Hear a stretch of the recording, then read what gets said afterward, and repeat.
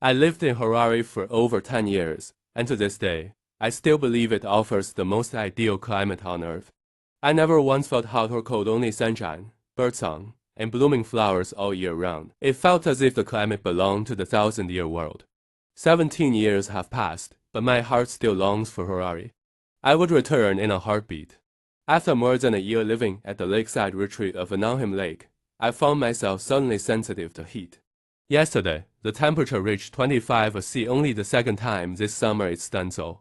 Thankfully, the forecast shows cooler days ahead, hovering around 20°C.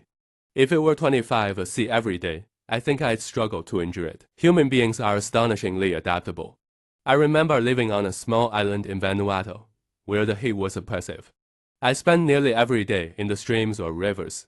Eventually, I developed an attachment to those waters.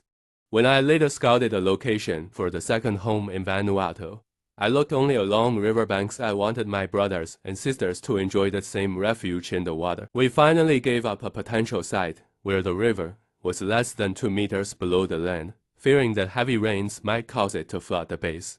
I was born in a village at the confluence of the Yellow River and the Daxio River. As a child, I longed for life in the city. Later, I lived in Beijing, Lanzhou, and Kunming, and quickly adapted to urban conveniences. I even came to view the countryside as backward and remote. But after more than a decade living in the second home, especially in this retreat-like place, watching birds fly across the sky, and fish, ducks, and swans swimming in the lake, I now feel that life in the city is a kind of loss. So noisy, so rushed. You can't even see a bird in the sky or a fish in the water. What is the point of such a life? To live in harmony with mountains, rivers, and nature, that is the true rhythm and joy of life. Once a person has tasted complete freedom, to live in constraint feels like imprisonment. But if one stays too long in an unfree environment, freedom itself can begin to feel unfamiliar, even uncomfortable.